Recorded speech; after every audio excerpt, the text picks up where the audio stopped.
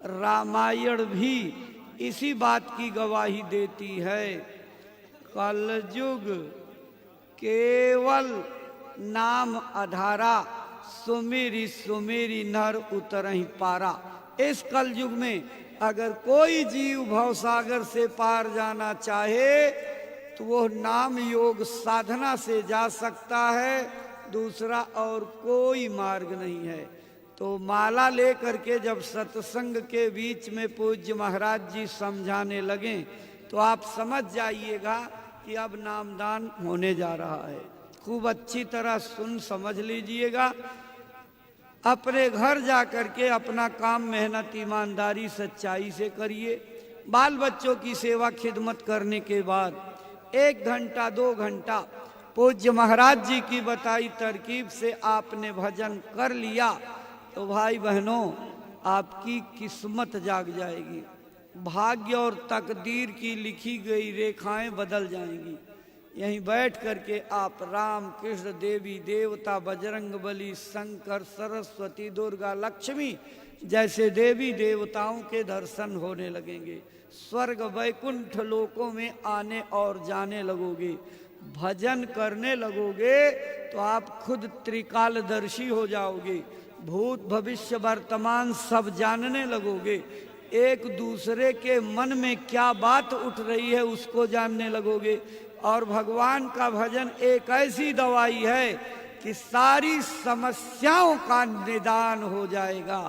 ऐ भाई बहनों, परम पूज्य बाबा जय गुरुदेव जी महाराज ने 116 वर्षों की उम्र तक अथक परिश्रम करके इस देश के करोड़ों करोड़ बिगड़े इंसानों का हृदय परिवर्तन किया। ये कोई छोटा मोटा काम नहीं, असाधारण काम है जिसको बाबा जय गुरुदेव जी महाराज ने करके दिखाया। उनके उपदेश और शिक्षाएं क्या थी, उसी का सारांश यानी निचोड़ प्रस्तुत करती ये चेतावनी प्रार्थना आपको सुनाई जा रही है। आप इसको सुनिए, दोहराइए, चिंतन मनन करिए।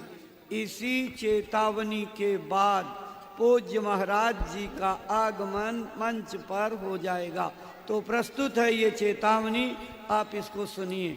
जय गुरुदेव, जय गुरुदेव, जय गुरुदेव नारा लगाते चले हैं। जय गुरुदेव नारा लगाते चले हैं।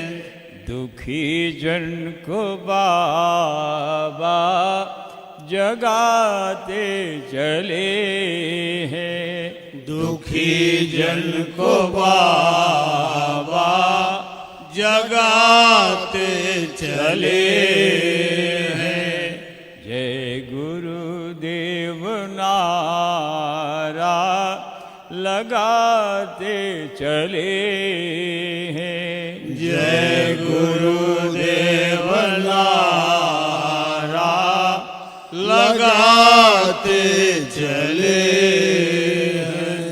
धर्म पुण्य क्या है बताते चले हैं। धर्म पुण्य क्या है बताते चले हैं।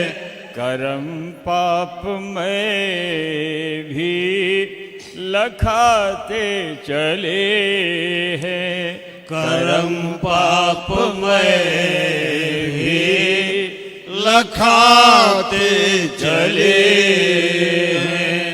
जय गुरुदेव नारा लगाते चले हैं। जय गुरुदेव नारा लगाते चले हैं। उठो पास आओ बुलाते चले हैं। उठो पास आओ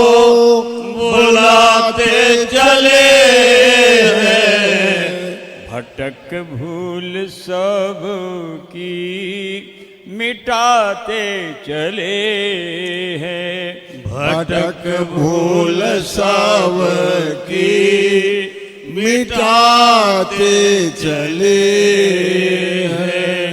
दुखी जन को बाबा जगाते चले हैं। दुखी जन को बाबा जगाते चले हैं। वो सतनाम क्या है सुनाते चले हैं। वो सतनाम क्या है सुनाते चले हैं। वो सतनाम क्या है सुनाते चले हैं। वो सतनाम क्या है सुनाते चले हैं। जो सुनते हैं उनको बचाते चले हैं। जो सुनते हैं उनको बचाते चले हैं। जय गुरुदेव नारा लगाते चले हैं। जय गुरुदेव नारा लगाते चले हैं। मना करते हैं मांस मछली न खाना। मना करते हैं मांस मछली न खाना। सुनो भाई बहनों इसे मत पकाना। सुनो भाई बहनों इसे मत पकाना। सभी अंडे बच्चे तू अपने समझना। सभी अंडे बच्चे तू अपने समझना। इन्हें भूल कर भी ना भूनना न तलना। इन्हें भूल कर भी ना भूनना न तलना। दया रूप मैया बुलाते चले हैं। दया रूप मैया बुलाते चले हैं।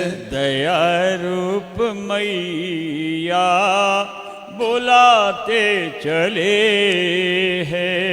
दया रूप मैया बुलाते चले हैं। दुखी जन को बाबा जगाते चले हैं। दुखी जन को बाबा जगाते चले हैं। मना करते हैं अगर चाहते तुम प्रभु को हो पाना।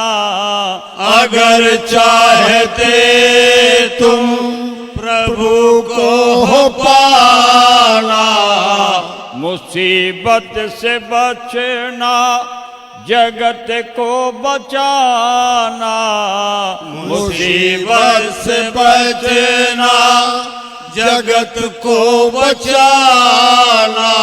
तो मानो जो बातें हैं बाबा बताते। तो मानो जो बातें हैं बाबा बताते। मुसीबत तो सिर पर क्यों अपने हो लाते। मुसीबत तो सिर पर क्यों अपने हो लाते। बचाने को आए बचेंगे भले हैं।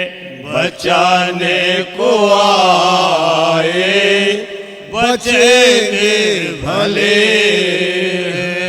जय गुरुदेव नारा लगाते चले हैं।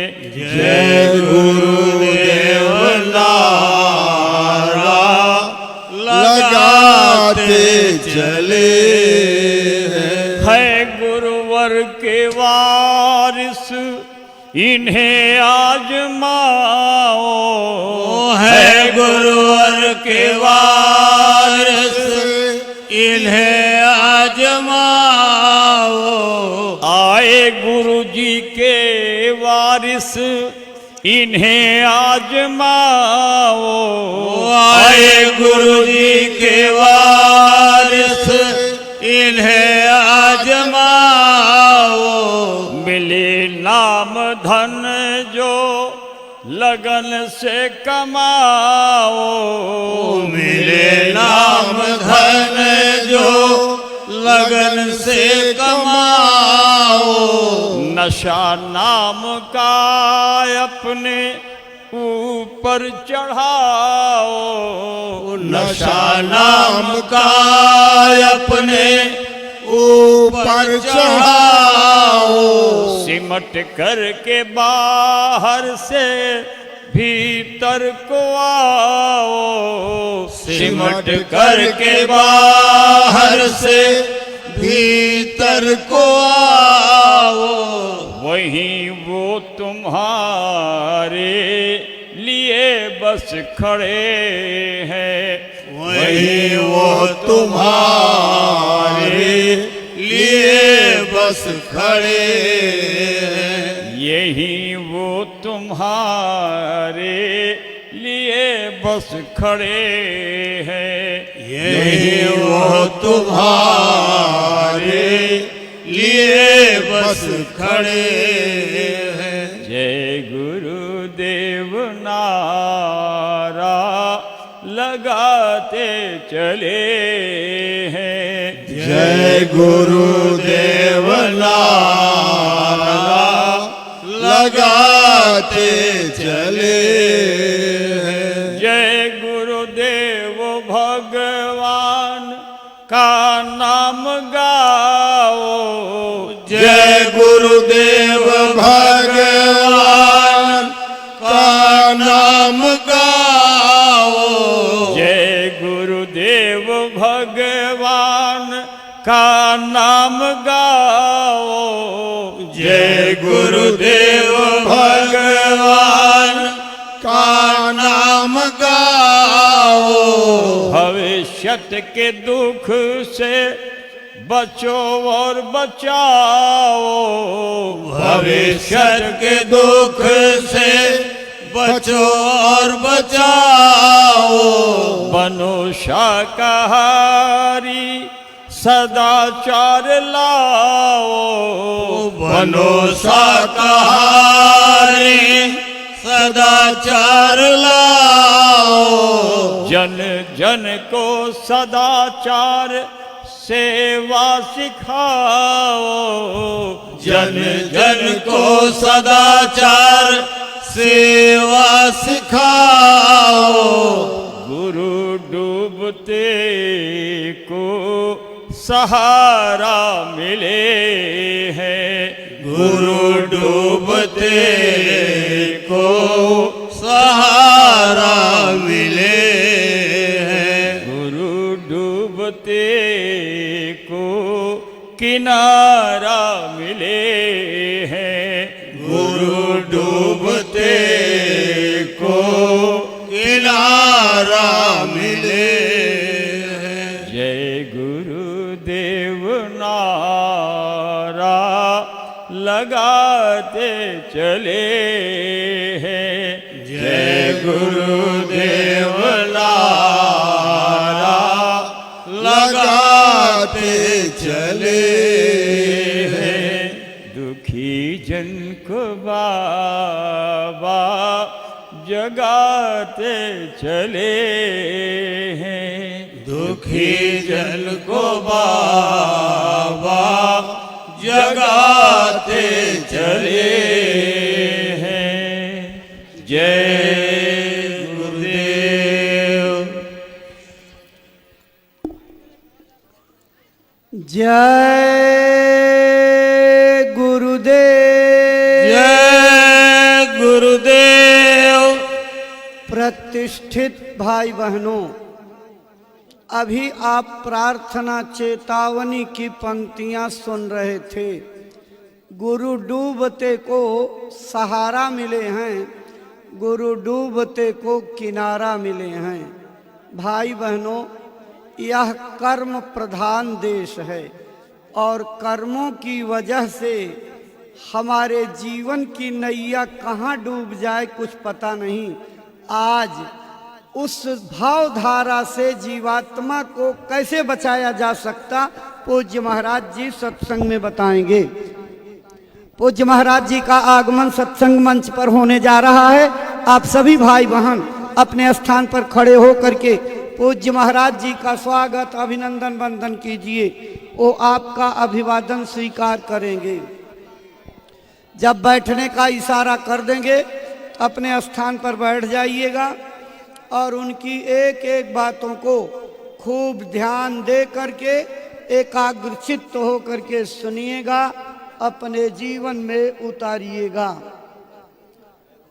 भाई बहनों, ये 57 दिनों की शाकाहार सदाचार मद्य निषेध आध्यात्मिक वैचारिक जनजागरण यात्रा है। आज इस यात्रा का 16वां दिन है। जगह जगह इसी प्रकार उमड़ते जन समुदाय को अपने गुरु महाराज की वचनवाणियां अमर संदेशों को सुनाते हुए पूज्य महाराज जी निरंतर अपने अभियान पर, अपने मिशन पर आगे बढ़ रहे हैं। जय गुरुदेव। अपने गुरु महाराज के पावन चरण कमलों में श्रद्धा सुमन अर्पित करके दया कृपा और संभाल की प्रार्थना करते पूज्य महाराज जी।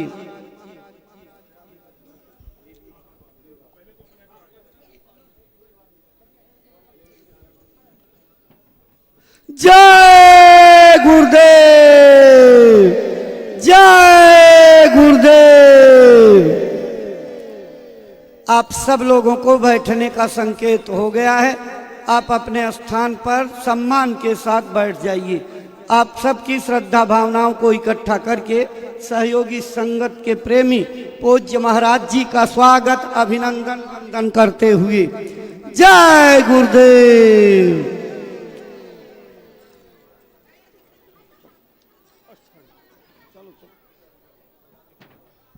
अब इसके बाद स्थानीय संगत के श्री सतीश चंद्र जी, गुल्ले बाबा और दिनेश कुमार अपने साथियों के साथ पूज्य महाराज जी का स्वागत अभिनंदन वंदन करते हुए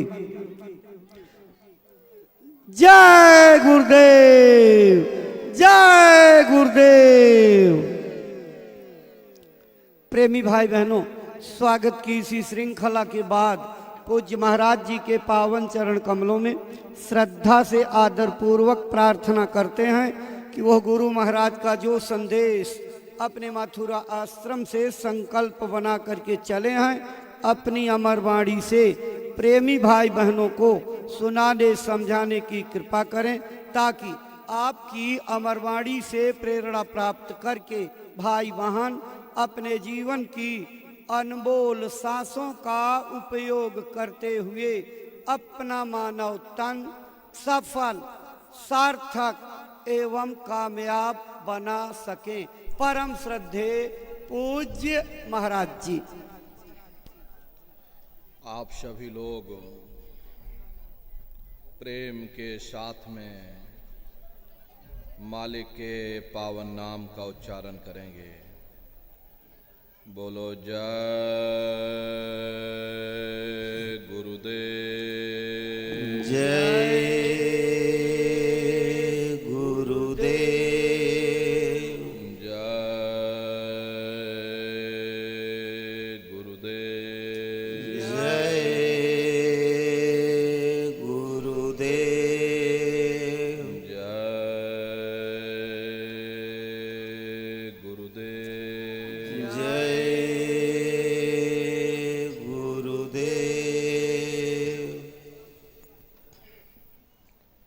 सर्वत्र विराजमान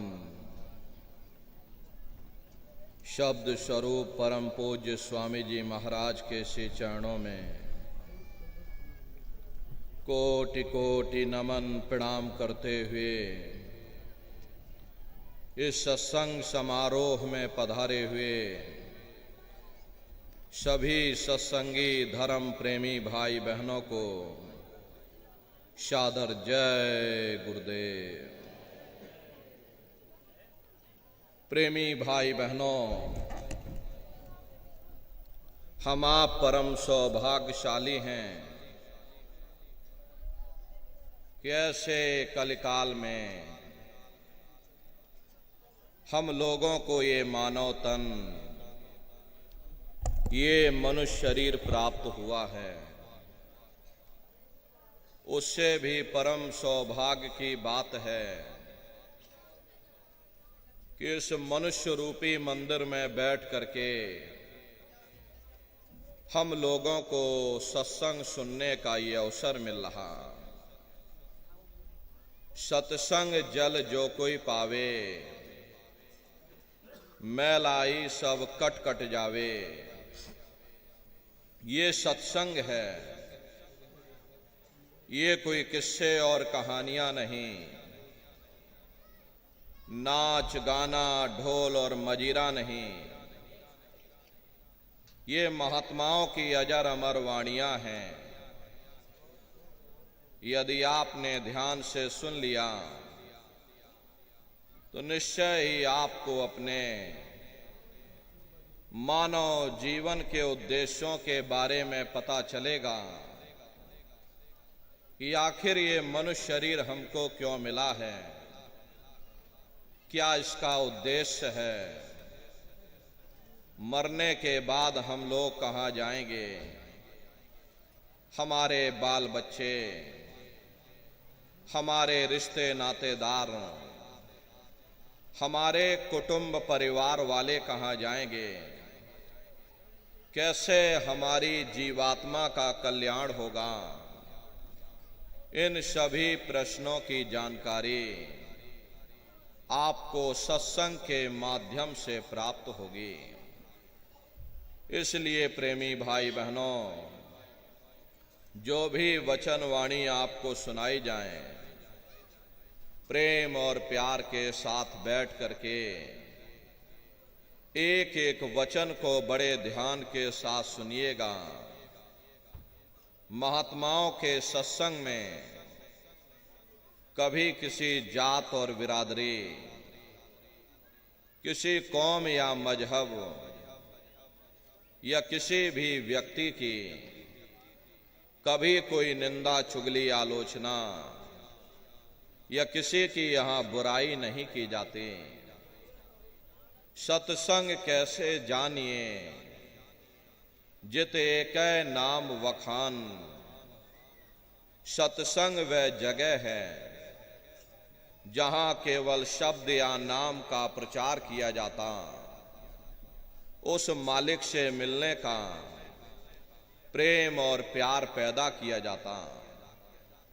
हम आप परम सौभाग्यशाली हैं, ये अवसर हम लोगों को मिला हुआ है। जो भी थोड़े बहुत वचन आपको सुनाए जाएं, प्रेम और प्यार के साथ बैठ करके एक एक वचन को बड़े ध्यान के साथ सुनिएगा और समझने की कोशिश करिएगा। हम भी ये प्रयास करेंगे कि आपको सरल से सरल भाषा में आप सभी को समझाया जा सके। प्रेमी भाई बहनों, यह मनुष्य शरीर हम लोगों को बड़े सौभाग्य से प्राप्त हुआ है। ये जीवन बहुत अनमोल है। उस परम पिता परमात्मा ने हमको यह जीवन केवल इसीलिए दिया है ताकि हम जीते जी उस प्रभु की भक्ति करके अपनी जीवात्मा का कल्याण करा सकें। ये 5 तत्वों का पुतला, ये पंच भौतिक शरीर हम लोगों को एक निश्चित समय के लिए मिला हुआ, एक निश्चित समय को हम आप नहीं जानते हैं, किंतु जिसका ये मकान है, जिसका ये शरीर है, वो अवश्य ही जानता है। और समय पूरा हो जाने पर मकान मालिक जबरदस्ती इस मकान को खाली करवा देगा। उस समय न जमीन जायदाद काम आएगी, ना ये धन और संपत्ति काम आएगी। जीवात्मा को निकाल करके इस शरीर से बाहर कर दिया जाएगा। ये शरीर हमारा आपका यहीं जमीन पर धड़ाम से गिर पड़ेगा, क्योंकि जीवात्मा के निकल जाने के बाद में ये शरीर सिर्फ एक माटी का पुतला है, उससे ज्यादा कुछ भी नहीं। आप इस मिट्टी के पुतले को ले जाकर शमशान भूमि पर जला करके राख कर दोगे। हमारा आपका नाम, हमारी आपकी जात और बिरादरी उसी शमशान भूमि पर जल करके राख हो जाएगी। प्रेमी भाई बहनों, इस दुनिया में हित मित भाई बंधु, रिश्ते नातेदार, कुटुंब परिवार वाले, इनमें से कोई भी चीज तुम्हारी जीवात्मा को इस अधोगति से बचा नहीं सकती। हम कौन हैं, हम कहां से आए हैं, हमें जाना कहां है, ये मानव मात्र के लिए एक कठिन प्रश्न बना हुआ है। इस प्रश्न का हल तब तक नहीं होगा जब तक इस धराधाम पर कोई संत महात्मा फकीर ना मिल जाएं। इसीलिए वह मालिक अति दया और कृपा करके संतों महात्माओं को धरती पर भेजते हैं, और संत महात्मा फकीर यहां पर आकर के हम जीवों को समझाने की कोशिश करते कि भाई हम आए वही देश से जहां तुम्हारो धाम, तुम सबको घर पहुंचावना एक हमारो काम। हम उसी देश से आए हैं जिस देश के तुम रहने वाले हो, परंतु तुम अपने सच्चे देश को छोड़ करके इस झूठे काल और माया के देश में फंस गए। यह देश तुम्हारा देश नहीं, तुम्हारा देश सचखंड है। ये कौम तुम्हारी कौम नहीं, तुम्हारी कौम सतनाम है, और ये जीवात्मा उस सतनाम रूपी समुद्र की बूंद है। इस बूंद को समुद्र से मिलाओ, यानी जीवात्मा को उस परमात्मा से मिलाओ। वो परमात्मा है, वो आपको मिलेगा, जीते जी मिलेगा, इसी मनुष्य शरीर में मिलेगा। इसी मनुष्य शरीर के अंदर जा करके परमात्मा से मिलने का वह एकमात्र दरवाजा है। उस दरवाजे का भेद केवल संतों महात्माओं को ही प्राप्त है। ये दुनिया के लोग, दुनिया की आवाम जनमानस दुनिया के ज्ञान को पढ़ करके अहंकार में डूबे रहते हैं कि हमसे बड़ा कोई ज्ञानी यहां नहीं है। लेकिन उनको ये नहीं मालूम, जहां ये दुनिया का ज्ञान समाप्त होता है, उसी के सिर की चोटी से ये आध्यात्मवाद, आत्मा और परमात्मा का ये गुण ज्ञान रहस्य विज्ञान प्रारंभ होता। उस विज्ञान को पाने के लिए सबसे पहले यह जरूरी है कि पहले आप लोग मानवतावादी बनो, मानव धर्म और मानव कर्म को अपनाओ। अरे मानव धर्म क्या है? इंसान इंसान के काम आवे, एक दूसरे की निस्वार्थ भाव से सेवा करे, सत्य, दया, अहिंसा, परोपकार आदि गुणों को अपने जीवन में उतार करके और किसी संत महात्मा की खोज करके उनके बताए हुए रास्तों पर चल करके उस मालिक की भक्ति करके अपनी जीवात्मा का कल्याण करा ले, यही इंसान का सबसे बड़ा मानव धर्म है। लेकिन आज इस कलिकाल में ये दुनिया की आवाम जनमानस इंद्रियों के भोग और वासनाओं में, शराबों और कबाबों में, मांस और मदिरा में सुख ढूंढने की कोशिश कर रही है। ये चरित्र पतन जैसे कार्यों को अपना करके ये आवाम जनमानस कैसे सुखी हो सकती है? पहले अपने चरित्र जैसे धन को इकट्ठा करो, क्योंकि चरित्र ही सब कुछ है। चरित्र ही मानव धर्म की पूंजी है। ये दुनिया भर के रगड़े झगड़े, पिता पुत्र में लड़ाई, आदमी औरत में लड़ाई, घर परिवार में लड़ाई, समाज में लड़ाई, जातियों में लड़ाई, मुल्क में लड़ाई, हरे नर नारियों, ये इंसानों का काम नहीं है, ये हैवानों का काम है। इसलिए पहले आप इंसान बनो, चरित्रवान बनो, महात्माओं के जरा नजदीक आओ, वे जो दया का प्रसाद दें उसे खुशी खुशी लेकर के अपने निज घर को जाओ, जहां न फिर जन्मना है और ना ही फिर मरना है। इसीलिए हमारे गुरु महाराज परम संत बाबा जय गुरुदेव जी महाराज ने आवाम जनमानस के बीच में ये आवाज लगाई है कि इंसानों, तुम अपने मानव धर्म के रास्ते पर वापस आ जाओ और इस मानव मंदिर में बैठ करके भगवान का सच्चा भजन करो, जिससे तुम्हारी ये जीवात्मा नरकों में जाने से बच जाए।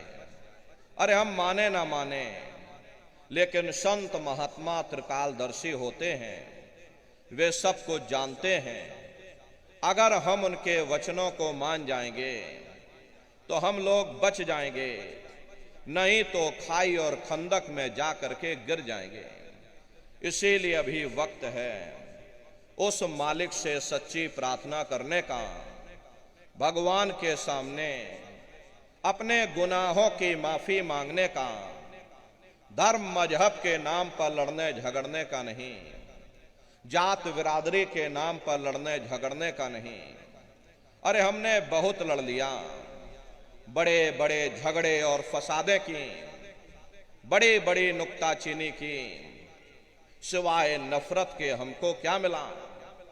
नफरत की ऐसी ज्वाला जली जिसमें घर जल गया, परिवार जल गया, समाज जल गई, जातियां जल गईं, अब सारा देश जल उठा। इसीलिए सारी मानवता बहुत थक गई। हर कोई ऐसी छांव चाहता है जहां उसे ठंडक मिले, शांति और सुकून मिले। ये सब वहीं मिल सकते हैं जहां शांति के संदेश होते, सुकून के संदेश होते, मानव धर्म और मानव कर्म के संदेश होते। और ये संदेश केवल संत महात्मा फकीर देते हैं, जो समदर्शी होते हैं, जो समस्त जीवों के अंदर उस प्रभु के अंश को देखते हैं। ऐसे समदर्शी उन महात्माओं की खोज करो। ये मत देखना महात्मा किस जाति के हैं, महात्मा किस बिरादरी के हैं। अरे जातियां कर्म के अनुसार बनाई गई, जन्म के अनुसार नहीं। मनुष्य की एक ही जाति है, वो है मानव जाति। और इसी मानव जामे में बैठ करके हमें उस मालिक की भक्ति करनी है। प्रेमी भाई बहनों, सुपच जाति के भंगी थे। रैदास जी महाराज जाति के हरिजन थे और मीराबाई जाति की छत्राणी थी। अगर वे सब उस मालिक को प्राप्त कर सकते हैं तो आप भी उस मालिक को प्राप्त कर सकते हो। लेकिन बगैर महात्माओं के, बगैर मुर्शिद के कोई भी जीव इस संसार समुद्र से ना कोई पार हुआ और ना ही कोई हो सकता। ये समुद्र ऐसा है जिसके ना इस किनारे का पता न उस किनारे का पता, कोई नहीं जान सकता। ये दुनिया कब बनी, कितनी बार प्रलय और महाप्रलय हो गई, लेकिन इतना जरूर मालूम है जिस दिन से दुनिया बनी है हम लोग यहीं पर भटका खा रहे।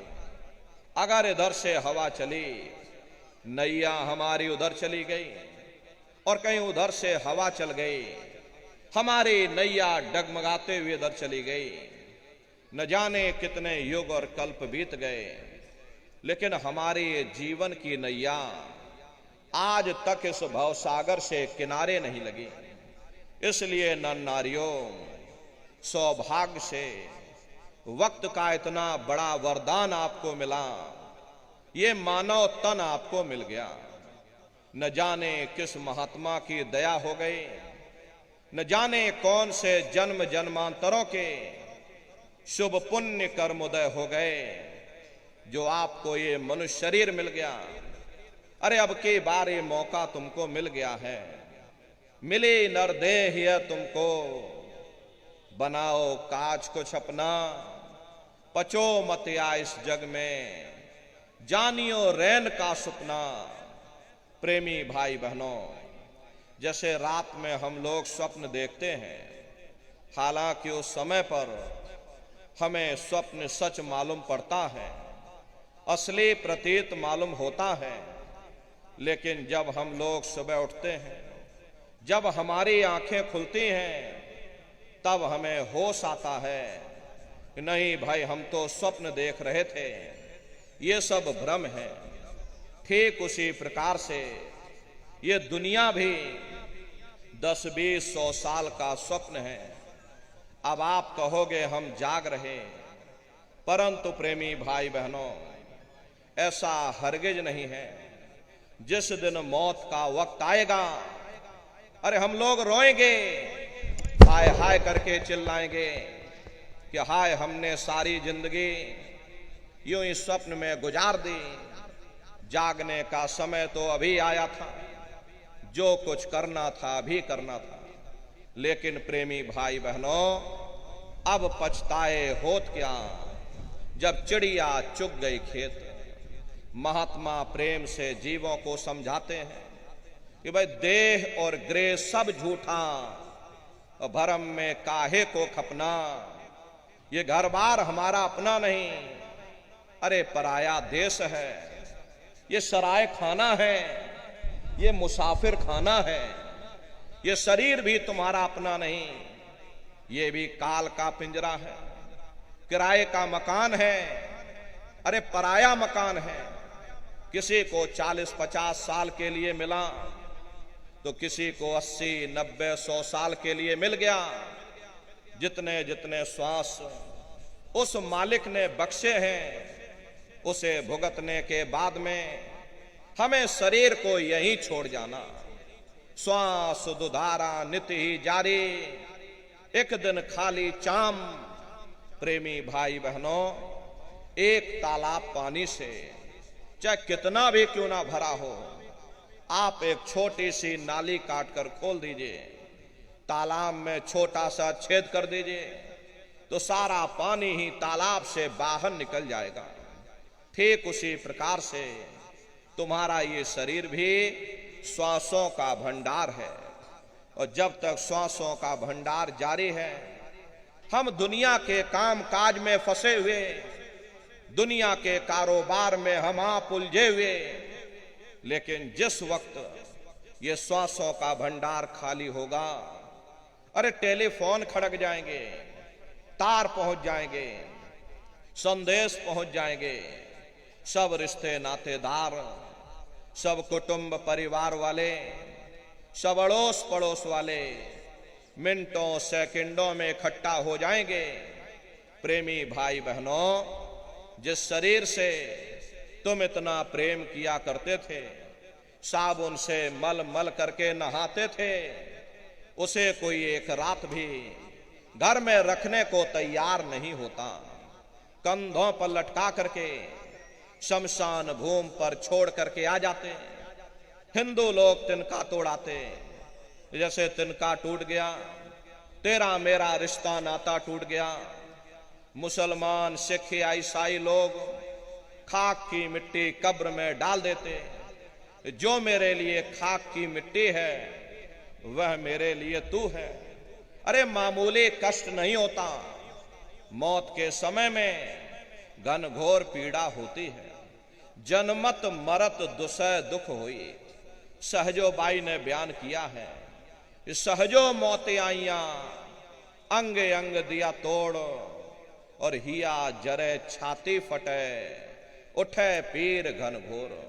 गुरु महाराज सत्संग में फरमाते थे कि जैसे 1,00,000 बिच्छू एक साथ मिल करके हमारे शरीर पर डंक मारे, उससे भी लाखों करोड़ों गुना ज्यादा मौत के समय में दर्द होता है। प्रेमी भाई बहनों, जब मृत्यु आती है तो किस तरह से प्राण निकलते हैं, प्राणों के निकलने की क्या प्रक्रिया होती है, पहले उसे आप अच्छी तरह से समझ लीजिए। सिमटत भास श्वास उठ जावे, और प्राण पति जब सिमट समावे, उस समय हमारी ये श्वासें रुक जाती हैं। शरीर की चेतना नीचे से सिमटने लगती है तो सबसे पहले गुदा चक्र टूटता है, क्योंकि गुदा चक्र में पृथ्वी का वास होता है। गुदा चक्र टूट करके ऊपर इंद्रिय चक्र में समा जाता है। इंद्रिय चक्र में जल का वास होता, यानी जल ने पृथ्वी को घोल दिया। फिर जब इंद्रिय चक्र टूटेगा तो ऊपर नाभि चक्र में समा जाएगा। ये नाभि चक्र में अग्नि का वास होता, यानी अग्नि ने फिर जल को सुखा दिया। ये नीचे से सिमटाव होता है, नीचे से ऊपर की ओर सिमटाव होता, पैरों के तलवे से लेकर के ये सिर की चोटी तक सिमटाव होता। फिर जब ये नाभि चक्र टूटेगा तो ऊपर हृदय चक्र में समा जाएगा। हृदय चक्र में वायु का वास रह जाते, भाई बंधु सब देखते रह जाते, डॉक्टर वैद्य हकीम सब आपको घेरे रह जाते, लेकिन उस समय आपको कोई बचा नहीं पाता। जम के दूत पर जला करके राख कर देते। हाड़ जले जैसे लाकड़ी, और केस जले जैसे घास, कंचन जैसी काया ढह गई और कोई ना आवे पास। ये कहानी हमारी आपकी यहीं समाप्त हो गई। ये जात बिरादरी के रगड़े झगड़े, ये नाम, ये रुतबा, ये शानो शौकत, ये पद और प्रतिष्ठा, ये प्रधानी और ये कलेक्टरी, ये सब तुम्हारी यहीं समाप्त हो गई। लेकिन उधर देखो क्या होता, तुम्हारी जीवात्मा को ले जाकर के ऊपर धर्मराज की कचहरी में पेश कर दिया जाता। वहां पलक झपकते ही तुम्हारे अच्छे और बुरे कर्मों का हिसाब किताब हो जाता। अरे धर्मराज तुमको सजा सुना देते, ले जाओ इनको फलाने नरक में डाल दो, क्योंकि मैंने इनको मौका दिया था। जब ये मां के घर में उल्टे लटके हुए थे, सिर इनका जब नीचे था और पैर जब इनके ऊपर थे, मां के घर में जब ये उल्टे लटके हुए थे, उस समय इन्होंने मुझसे प्रार्थना की थी कि हे मालिक, अब प्रभु कृपा करो वे भांति, और सब तज भजन करे दिन राति। कि हे परमात्मा, इस बार हमको मौका दे दो, इस बार हमको ये मनुष्य शरीर दे दो, हम भजन करेंगे, भक्ति करेंगे, हम अपनी जीवात्मा का कल्याण करेंगे। तो मैंने इनकी प्रार्थना को स्वीकार कर लिया और इनको मैंने सुंदर सा ये मनुष्य शरीर दे दिया, और कह करके मैंने भेजा था कि भाई ये मनुष्य शरीर ये किराए का मकान है, ये तुम्हारा अपना नहीं है। अगर ये तुम्हारा अपना होता तो हमेशा तुम्हारे पास रहता। ये तुम्हारा अपना नहीं, ये मैंने तुमको कुछ समय के लिए किराए का ये मकान दिया है। हाँ, तुम अपनी जीवात्मा को मेरे किराए के मकान में बैठा करके मालिक की भक्ति करके समय रहते अपनी जीवात्मा को जगा लेना, अपनी जीवात्मा का कल्याण करा लेना। मैंने कुछ समय के लिए तुम सबको ये किराए का मकान दिया है, और जब समय पूरा होगा तो मैं अपने सिपाहियों को ऊपर से भेजूंगा, और उस समय पर तुम मेरे किराए के मकान को खाली कर देना। लेकिन इतना ध्यान रखना, जैसा साफ सुथरा मैंने तुमको ये किराए का मकान दिया है, वैसा ही साफ सुथरा तुम मुझको वापस लौटाना। लेकिन इस किराए के मकान में बैठ करके इन्होंने बुरे खोटे पाप कर्म कर डाले। मेरे किराए के मकान को इन्होंने अपने कर्मों से गंदा कर दिया, इसलिए कर्मों की सजा इनको मिलेगी। ले जाओ इनको फलाने नरक में डाल दो। अरे महात्मा कभी झूठ नहीं बोलते। महात्माओं ने जब साधना किया, साधना करके जब ऊपर गए, ऊपर जा करके जब उन्होंने नरकों का हाल देखा, तो हमारी आपकी जानकारी के लिए उन्होंने धर्म ग्रंथों में लिख दिया, लोह के खंभ तपत के माही, और जहां जीव को ले चिपटाई वहां बड़े बड़े लोहे के खंभे अग्नि से धधक धधक कर लाल हो रहे। ऐसे खोटे जीवों को उन्हीं तपते हुए खंभों के ऊपर लिटा दिया जाता। अरे जीव हाय हाय करके चिल्लाता है, तड़फ तड़फ जीव जुलम बुखारी, और तपत खंभ दुखी उपजे भारी। असहनीय वेदना होती है, असहनीय दुख और दर्द होता, जीव वहां रोता और चिल्लाता रहता। लाखों लाख जोजन मील तक तुम्हारे रोने चीखने चिल्लाने की आवाज उन नरकों से होकर के गुजरती है। लेकिन प्रेमी भाई बहनों, वहां कोई तुम्हारी पुकार सुनने वाला नहीं, कोई तुम्हारी दर्द भरी आवाज को सुनने वाला नहीं। कभी कभी हम लोगों के मन में ये ख्याल आता है कि भाई हमारी जीवात्मा तो अजर अमर है, नैनम छिंदति शस्त्राणी नैनम दहति पावकः, ना हमारी जीवात्मा को कोई शस्त्र काट सकते हैं, ना ही हमारी जीवात्मा को कोई अग्नि जला सकती है। फिर भला हमारी जीवात्मा को कौन से नरकों की आग में जलाया जाएगा? तो इसे समझने की कोशिश करो। प्रेमी भाई बहनों, तुम्हारी जीवात्मा के ऊपर 4 प्रकार के कपड़े पहनाए जाते हैं। पहला है कारण कपड़ा, दूसरा है सूक्ष्म कपड़ा, तीसरा है लिंग कपड़ा, और चौथा ये स्थूल कपड़ा है। ये पंच भौतिक शरीर जिसके अंदर तुम्हारी जीवात्मा बंद है, ये स्थूल शरीर है। जब ये स्थूल शरीर नष्ट हो जाएगा, तब तुम्हारी ये जीवात्मा लिंग शरीर में आती है। लिंग शरीर 17 तत्वों का होता है। जितने भी देवी देवता भूत प्रेत जिंद पिशाच होते, ये सभी लिंग शरीर में आते हैं। लिंग शरीर का जो भोजन होता है वो खुशबू यानी कि सुगंधी होता है। अगर किसी को घर में भूत प्रेत चढ़ा हो, उसे आप थोड़ी खुशबू सूंघा देना, या अगरबत्ती जला करके सूंघा देना, या लोहवान गूगल जला करके सूंघा देना। खुशबू सूंघते सूंघते उसका पेट भर जाएगा, अपने आप धीरे धीरे शांत हो जाएगा। क्योंकि लिंग शरीर का जो भोजन होता है वो खुशबू यानी कि सुगंधी होता है। लिंग शरीर के ऊपर सूक्ष्म शरीर आता है। सूक्ष्म शरीर का जो भोजन होता है वो प्रकाश होता है, और सूक्ष्म शरीर के ऊपर कारण शरीर आता है। कारण शरीर का जो भोजन होता है वो शब्द यानी कि अमृत होता है। और कारण शरीर के ऊपर जब तुम्हारी ये जीवात्मा तीसरे मंडल पर पहुंच करके उस अमृत के सरोवर में जब तुम स्नान कर लोगे, तब तुम्हारी जीवात्मा के ऊपर से सारे कपड़े सारे खोल उतर जाएंगे। उस समय ये जीवात्मा अपने असली स्वरूप में वापस आ जाएगी। इसका खुद का प्रकाश 16 सूर्य के बराबर हो जाएगा। उस समय तुम्हारी जीवात्मा को ना कोई शस्त्र काट सकते हैं और ना ही कोई अग्नि जला सकती है। लेकिन जब तक तुम्हारी जीवात्मा इन शरीरों में बंद है, इन पिंजड़ों में बंद है, इन खोलों में बंद है, तुमको सुख और दुख की अनुभूति होती रहेगी। तो लिंग शरीर में ही तुम्हारी जीवात्मा को नरकों की आग में जलाया जाता है।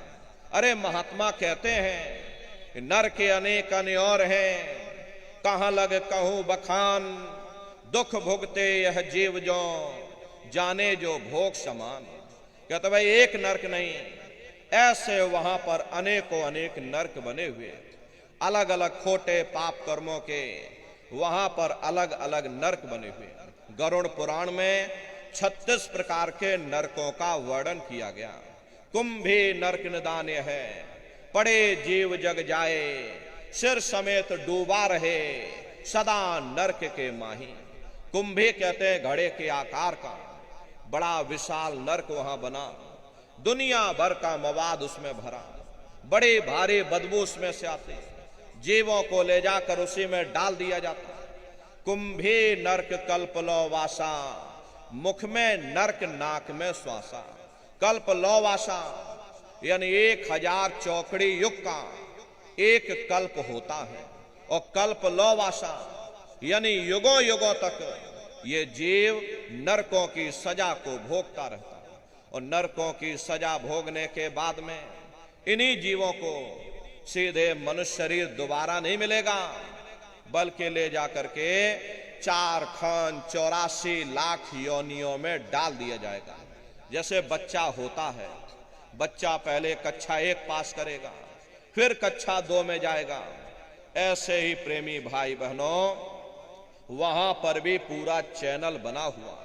नरकों की सजा भोगने के बाद में इन्हीं जीवों को 4 खान 84 लाख योनियों में डाल दिया जाता है। ये 4 खान 84 लाख योनियां ये कोई मामूली योनियां नहीं होती। 4 खान का मतलब होता है अंडज पिंडज उपमज स्थावर, ये 4 खाने होती हैं। पहली श्रेणी इन पेड़ पौधों की आती है जिनके अंदर पानी का तत्व मौजूद होता। कभी ये भी मनुष्य हुआ करते थे, लेकिन आज अपने कर्मों का ये भोग पा रहे, एक जगह पर पेड़ बनके खड़े हुए हैं। दूसरी श्रेणी कीड़े मकोड़ों की आती है जिनके अंदर पृथ्वी और अग्नि का तत्व मौजूद होता है। तीसरी श्रेणी पंछियों की आती, चौथी चौपाए जानवरों की आती, और 5वीं स्वयं इंसानों की आती है जिसके अंदर 5 तत्व जल पृथ्वी अग्नि वायु आकाश 5 तत्व मौजूद होते हैं। प्रेमी भाई बहनों ये 4 खाने हैं, इनकी अलग अलग कुल 84 लाख योनियां होती हैं। अब आप पेड़ पौधों को ही देखिए तो आम का पेड़ अलग है, नीम का पेड़ अलग है, पीपल का पेड़ अलग है, ऐसे ही अलग अलग प्रजातियों के कीड़े मकोड़े, अलग अलग प्रजातियों के पशु और पंछी, कुल मिलाकर के 84 लाख योनियां हैं। हम दुनिया के जीव नरकों की सजा भोगने के बाद में इन्हीं 84 लाख योनियों में डाल दिए जाते हैं। अरे मामूली कष्ट नहीं होता। हमको आपको देखो गर्मी लग गई तो हम लोग छाया में आ गए, सर्दी लग गई कंबल रजाई ओढ़ लिया, भूख लग गई भोजन कर लिया, बीमार हो गए अस्पतालों में चले गए, अपना अपना इलाज करवा लिया।